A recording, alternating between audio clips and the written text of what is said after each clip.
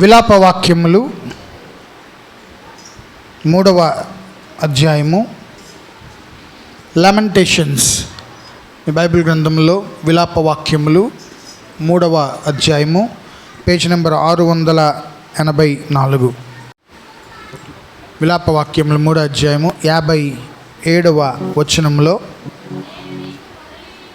నేను నీకు మొరలిడిన దినమున నీవు నా యొద్దకు వచ్చితివి, భయపడకుము అని నీవు చెప్పితివి. చాలండి. హల్లెలూయా.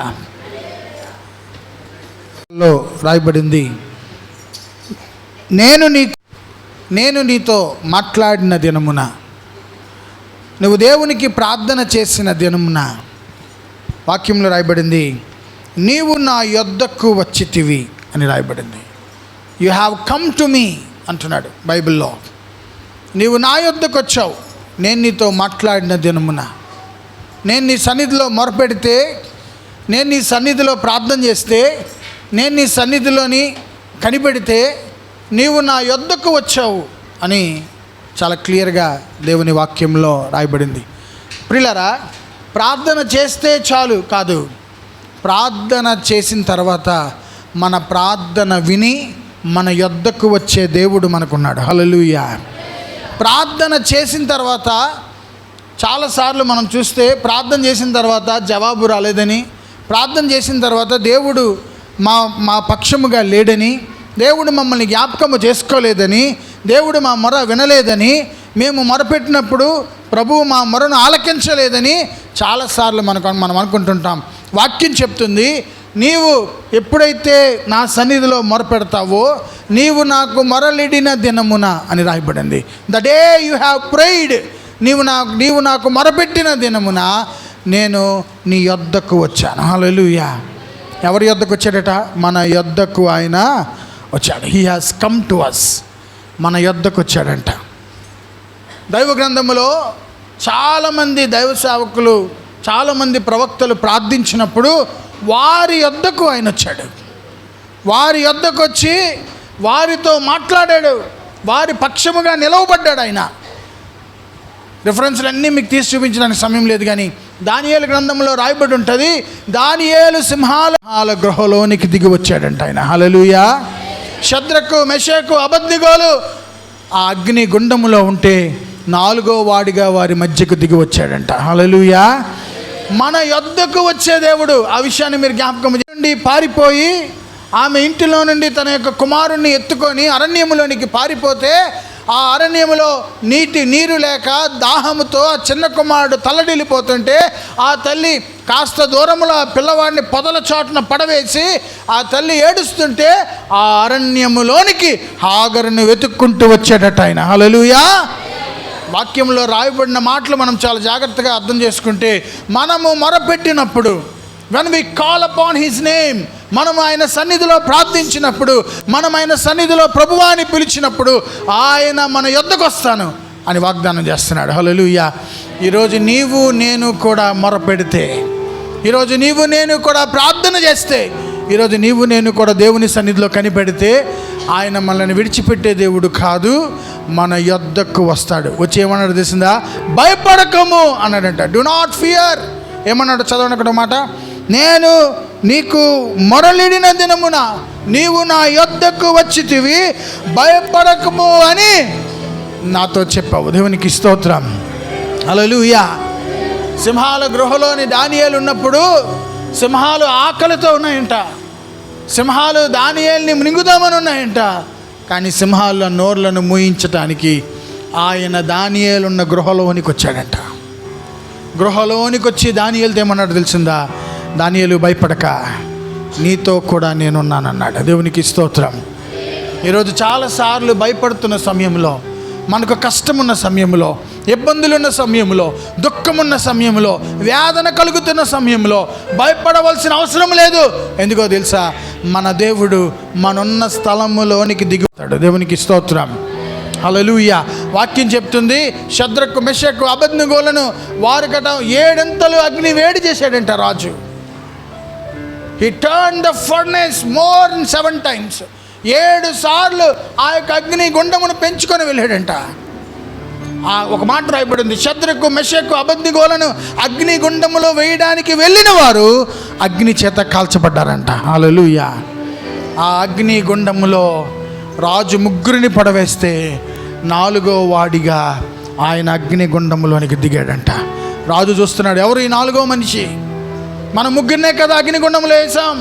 4వ మనిషి ఎవరు అంటే షద్రకు మెషకు ఆరాధించిన దేవుడు 4వ వాడిగా దిగి వచ్చాడు రాజా అన్నాడట. హల్లెలూయా. వాక్యం చెప్తుంది, నేను నీకు మొరలిడు దినమున నువ్వు నాకు మొరపెడితే చాలు, నువ్వు నా సన్నిధిలో ప్రార్థన చేస్తే చాలు, ప్రభువా అని పిలిస్తే చాలు. ఏం చేస్తాడు తెలుసా? ఆయన ఊరకనే ఉండలేడు, ఆయన ఆగి ఉండలేడు. నువ్వు మొరపెడితే, ప్రార్థన చేస్తే, నువ్వు దేవుని సన్నిధిలో అడిగితే, నువ్వు గోచాడితే, కనిపెడితే, నువ్వు అంగలారిస్తే, నువ్వు దేవుని సన్నిధిలో రోధిస్తే ఆయన విడిచిపెట్టే దేవుడు కాదు. నువ్వు ప్రార్థన చేస్తే చాలు. ఆయన ఏం చేస్తాడు తెలుసా? ఆకాశమును తన సింహాసనమును విడిచిపెడతాడు, నీ ఉన్న స్థలమునకు ఆయన దిగి వస్తాడు. హల్లెలూయా, హల్లెలూయా. చెప్పండి గట్టిగా, హల్లెలూయా. నీ యొద్దకు వచ్చే దేవుడు ఆయన. He will come to you. ఎప్పుడు వస్తాడు తెలిసిందా? నీవు నాకు మొరలిడిన దినమున అని రాయబడింది. When you pray to me, when you ask me, when you come to me. నువ్వు నా దగ్గరికి వస్తే, నువ్వు నా సన్నిధిలో ప్రార్థన చేస్తే, నువ్వు నా సన్నిధిలో మొరపెడితే, నువ్వు నా సన్నిధిలో అడిగితే నేనేం చేస్తానో తెలుసా? నేనున్న స్థలమునే విడిచిపెడతాను. పరలోక సౌభాగ్యాన్ని విడిచిపెట్టాడు. పాపములో ఉండిపోతే ఆయన ఏం చేశాడు తెలిసిందా? పరలోక సౌభాగ్యాన్ని విడిచిపెట్టి ఆయన ఈ లోకమునకు సశరీరుడిగా ఈ లోకమునకు వచ్చాడంట. హల్లెలూయా. లోకమునకు వచ్చిన దేవుడు, ఒక పాపి కొరకు లోకమునకు వచ్చిన దేవుడు ఈరోజు నువ్వు ఎక్కడ ప్రార్థన చేస్తే అక్కడికి వస్తానంటున్నాడు. దేవునికి స్తోత్రం.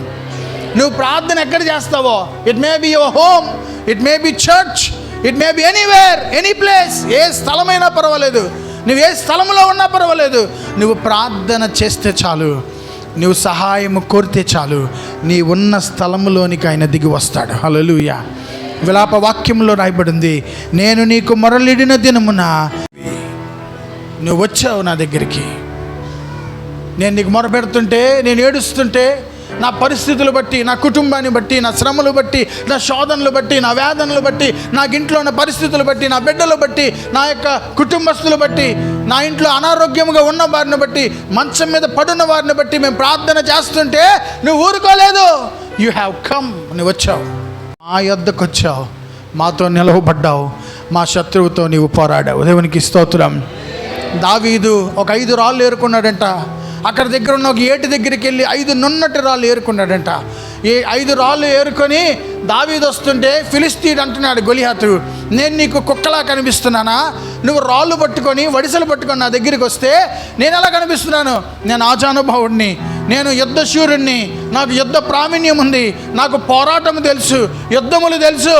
నీలాంటి వాళ్ళు చాలామందిని చూసుంటాను దావీదు అని చాలా గట్టిగా గొలియాతు కేకలు వేస్తుంటే దావీ సౌలు, నీ దేవుడు నీకు తోడుగా ఉన్నాడు అన్నాడు. హల్లెలూయా.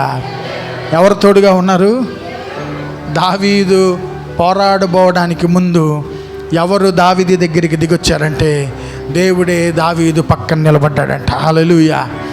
దావీదు ఆ ఒడిసెలో తిప్పుతుంటే, దావీదు గొలియాతును చూస్తుంటే ఆ దావీదు పక్షముగా దేవుడున్నాడు. దావీదు అన్నాడు, ప్రభా నేను చాలా చిన్నవాడిని. రాజు అడుగుతాడు, దావీదు వాట్ ఈజ్ యువర్ ఎక్స్పీరియన్స్? నీకున్న అనుభవం ఏంటి? యుద్ధం ఎప్పుడైనా చేసావా? ఎవరితోనైనా పోరాడావా? ఎవరి దగ్గరికైనా వెళ్ళావా? ఎక్కడైనా నేర్చుకున్నావా? నీకు కత్తి తిప్పడం వచ్చా, కర్ర తిప్పడం వచ్చా, విల్లు వేసడం వచ్చా అని అడుగుతున్నాడు రాజు. సౌలు అంటున్నాడు, దావీదుని అడుగుతుంటే దావీదు అంటున్నాడు, రాజుగారు నాకు యుద్ధ ప్రావీణ్యత లేదు, కానీ ఒకసారి నేను నా యొక్క అరణ్యములో నా గొర్రెలు కాచుకొని చుంటుండగా ఒక ఎలుగుబంటి వచ్చి దాన్ని 2గా చీల్చాను. మరొకసారి నేను అరణ్యంలో నా గొర్రెలు కాచుకొని చుంటుండగా ఒక బొబ్బరించే సింహం వచ్చింది, దాని యొక్క పంజ నా యొక్క గొర్రెల మీద వేసి వాటిని చీల్చుదామనుకుంది. కానీ నా గొర్రె పిల్లల్ని ఆ సింహముల నుంచి కాపాడుకున్నాను. నాకు యుద్ధము రాదు, కానీ నా పక్షముగా ఉండి యుద్ధము చేసే దేవుడు నాతో ఉన్నాడని చెప్పాడు దావీదు. హల్లెలూయా. ఈరోజు నీకు యుద్ధము రాకపోవచ్చు, కానీ నీ పరిస్థితుల్లో నువ్వు ప్రార్థన చేస్తే నీ పక్షముగా నీ దేవుడు వచ్చి నిలుచుంటాడు నీ పక్కన. దేవునికి స్తోత్రం.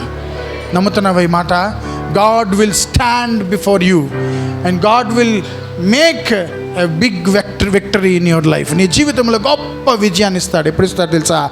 నువ్వు దేవుని సన్నిధిలో నమ్మకంగా ప్రార్థన చేస్తే. అంటున్నాడు, నేను నీ వండర్ఫుల్ వర్డ్. నేను ఉదయకాల సమయంలో చదువుతున్నప్పుడు ఈ మాట, దేవుడు నాతో మాట్లాడిన మాట, నీవు నాకు మొరపెట్టిన దినమున నేను నీ యొద్దకు వచ్చానన్నాడు దేవుడు. హల్లెలూయా. నా యొద్దకు వచ్చాడు ఆయన. నేను చాలాసార్లు నా పరిస్థితులు బాగోలేనప్పుడు, నా కుటుంబంలో అనేకమైన ఇబ్బందులు వచ్చినప్పుడు, నా జీవితంలో శ్రమలు వచ్చినప్పుడు, నేను దేవుని సన్నిధిలో ప్రార్థన చేసినప్పుడు ఆయన నన్ను విడిచిపెట్టలేదు. నా దగ్గరికి వచ్చాడు. వచ్చేమన్నాడు తెలిసిందా? భయపడకము అని చెప్పాడు. దేవునికి స్తోత్రం. హల్లెలూయా. భయపడద్దు, ఐఎమ్ విత్ యూ ఆల్వేజ్ అన్నాడు. నేను నీతో కూడా ఉన్నాను అన్నాడు. హల్లెలూయా. దావీదు యుద్ధం చేస్తుండగా దావీదుతో ఉన్న దేవుడు, షద్రకు మెషకు అబేద్నెగోలు అగ్నిగుండములో ఉంటే 4వ వాడిగా దిగి వచ్చిన దేవుడు, దానియేలు సింహాల గృహలో ఉంటే దానియేలుతో ఉన్న దేవుడు.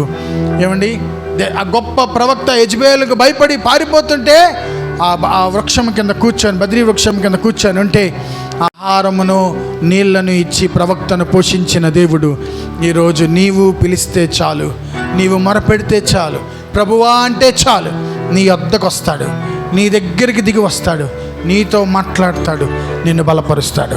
ప్రభు ఈ మాటలు మన వినికిడిలో దీవించునుగాక. ఆమేన్. తల వంచుకుందాం, కళ్ళు మూసుకుందాం, ప్రార్థన చేసుకుందాం.